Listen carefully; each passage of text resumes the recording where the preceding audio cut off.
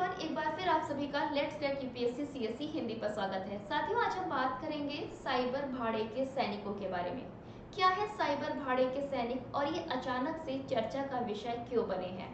असल में साथियों, अभी हाल ही में संयुक्त राष्ट्र के महासचिव ने एक मीटिंग के दौरान डिजिटल उपकरणों को हथियार बनाने में बढ़ोतरी के बीच में साइबर भाड़े के सैनिकों के हाथ होने की एक बड़ी चेतावनी दी है।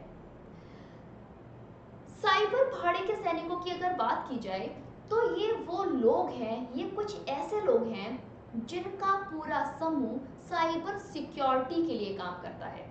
साथियों, उसी साइबर सिक्योरिटी के बीच में ये कई बार अपनी आक्रामक गतिविधियों को भी दिखाते हैं, जो कि कई बार राजनीतिक रूप से या फिर सरकारिक रूप से भी की जाती हैं। यानी कि एक समूह जो कि साइबर सिक्योरिटी का काम करता है, वो हमारी सिक्योरिटी के साथ साथ कई बार हमारी सिक्योरिटी में दखलंदाजी भी कर देता है। और इसी बात पर अभी बड़ी चेतावनी दी है संयुक्त राष्ट्र के महासचिव ने। अब हम बात कर लेते हैं साइबर भाड़े के सैनिकों के बारे में। क्या है ये और क्यों चिंता का विषय बन गया है? असल में साथियों, साइबर स्पेस को नियंत्रित करने की सरकार की क्षमता और साइबर भाड़े के सैनिक जो कि हमारी निजी संस्था को प्रभावित कर रहे हैं। यानी कि हर गवर्नमेंट ऑफिस में कुछ साइबर सिक्योरिटीज होती हैं जो कि गवर्नमेंट के काम को करती हैं। इसी तरीके से कई बार निजी संस्थाओं में अपने एक साइबर सिक्योरिटी के लिए ग्रुप होता है जो उस पर्टिकुलर संस्था के लिए काम करता है। ये सैनिक भाड़े के सैनिक के रूप में, फ्रीलांसिंग के रूप में अलग अलग संस्थाओं के लिए काम करते हैं और कई बार अपने काम के बीच में आक्रामक हो जाते हैं, यानी कि सिक्योरिटी में दखल करते हैं। एक सिक्योरिटी को, एक प्राइवेसी को किसी दूसरी कंपनी को बेचने का काम और किसी दूसरी कंपनी की प्राइवेसी को किसी अनदर संस्था को लेन देन का काम ये साइबर सिक्योरिटी के सैनिक करते हैं, जिनको साइबर भाड़े के सैनिकों का नाम दिया गया है। साथियों, ये आक्रामक साइबर क्षमताओं को बनाने, उनको बढ़ावा देने और सहायता करने के लिए समर्पित हैं। यानी कि जो हमारे जितने भी साइबर भाड़े के सैनिक हैं, ये जितना ज़्यादा डिसेंट वे में काम करते हैं उतने ज़्यादा कई बार अग्रेसिव भी हो जाते हैं। यानी कि सीधे रूप में काम करते करते कई बार अपनी एक्स्ट्रा सर्विसेज के लिए ये गलत काम करने लगते हैं और हमारी प्राइवेसी, जिस प्राइवेसी को संभालने के लिए, जिस प्राइवेसी को सुरक्षित करने के लिए, जिस नेटवर्क को और कंप्यूटर सिस्टम को सुरक्षित करने के लिए इन्हें हायर किया जाता है, ये उसी में दखल करने लगते हैं। और इसी बात पर अभी रिसेंटली एक बड़ी चिंता को जाहिर किया गया है।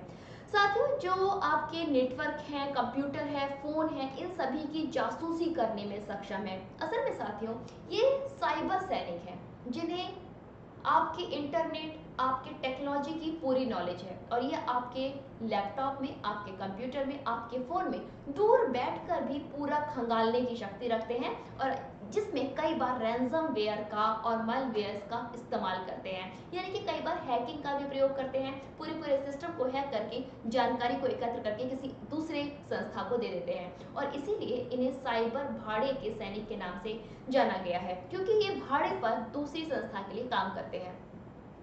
इस बढ़ते क्षेत्र के वर्णन के लिए कई शब्दों का उपयोग किया जाता है, जिसमें साइबर भाड़े के सैनिक एक सेवा के रूप में घुसपैठ करना, यानी कि हम एक सर्विस कर रहे हैं, एक पर्टिकुलर संस्था में काम कर रहे हैं और उसी संस्था में अपने निजी फायदे के लिए घुसपैठ करना या फिर किसी दूसरी कंपनी के लिए काम करने के लिए प्राइवेसी को ब्लीच करने का काम करते हैं, और इसे निगरानी किराने या फिर बस निजी क्षेत्र के आक्रामक अभिनेता के नाम से भी जाना जाता है। चलिए इसके कुछ की थ्रेट को समझ लेते हैं। साइबर स्पेस की अगर दुर्घटना पूर्व गतिविधि पर हम लोग नजर डालें तो राज्य और गैर राज्य दोनों तरह से ये दुर्घटना पूर्व साइबर गतिविधियां संलग्न रही हैं। यानी कि स्टेट में देख लीजिए, रीजनल में देख लीजिए, गवर्नमेंट में देख लीजिए, हर जगह हमारी साइबर टेक्नोलॉजी, साइबर सैनिक हमारी प्राइवेसी को ब्लीच करते रहे हैं। जैसे कि स्वास्थ्य सेवा की बात करें, बैंकिंग, दूरसंचार जैसी आवश्यक सेवाओं में अक्सर इसका उल्लंघन किया जाता है। अक्टूबर महीने का आपको हेल्थ का, कोविड के समय पर आधार कार्ड के द्वारा प्राइवेसी को ब्लीच करने का मामला तो आपको याद होगा।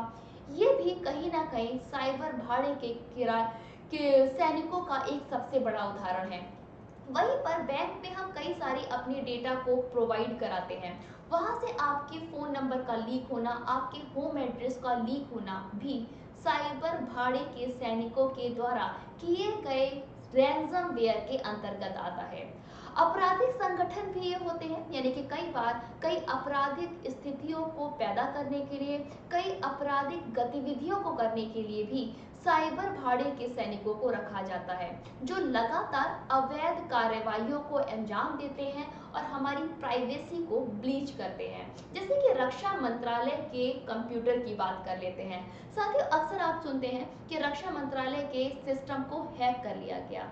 ये जो हैक कर रहे हैं, ये जो रैंसमवेयर हैं, ये जो मालवेयर्स हैं, ये वही साइबर भाड़े के सैनिक हैं जो दूसरे देश की गतिविधियों को पता करने के लिए साइबर अटैक करते हैं और प्राइवेसी को ब्लीच करते हैं।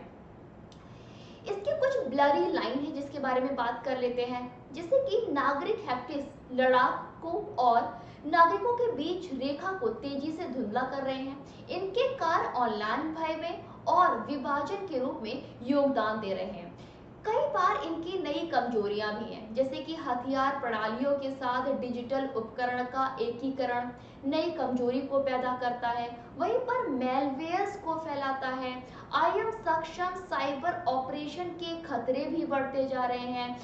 कई बार रैंसमवेयर का महत्वपूर्ण खतरा बढ़ता जा रहा है। साथ ही रैंसमवेयर की अगर बात की जाए, मालवेयर की बात की जाए, तो ये हमारे हैकर्स हैं। ये हमारे हैकर्स का समूह है जो हमारे सिस्टम को हैक करने का काम करता है।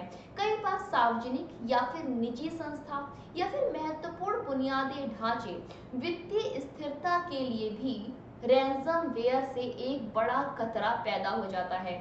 जैसे कि 2023 में कुछ रैंसमवेयर भुगतान ने आश्चर्यजनक रूप से 1.1 मिलियन डॉलर तक का एक बड़ा अमाउंट का भुगतान किया था।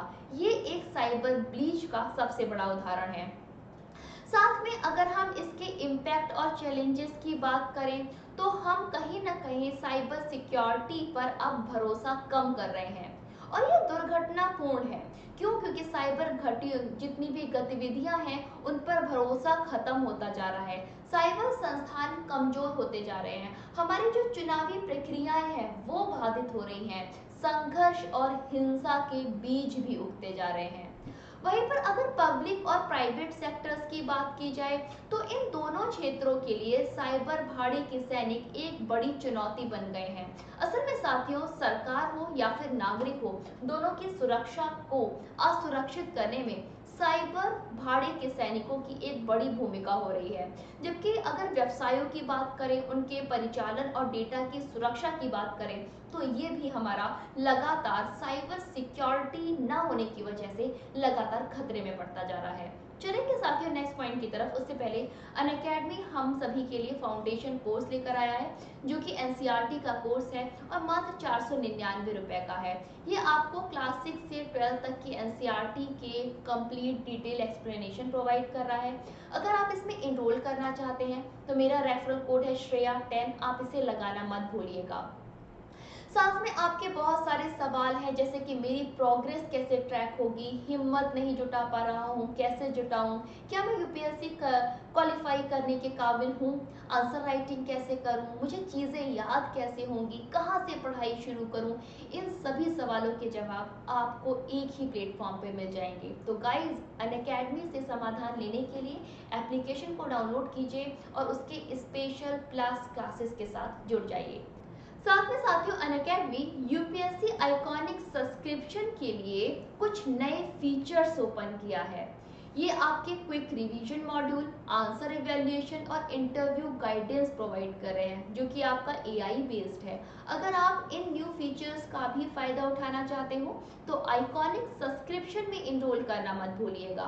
साथ में साथियों, मैक्सिमम डिस्काउंट के लिए मेरा रेफरल कोड याद रखिएगा, जो कि है श्रेया10। श्रेया मेरा नाम है, 10 मेरी बर्थ डेट है, दोनों मिलाकर मेरा रेफरल कोड बनता है।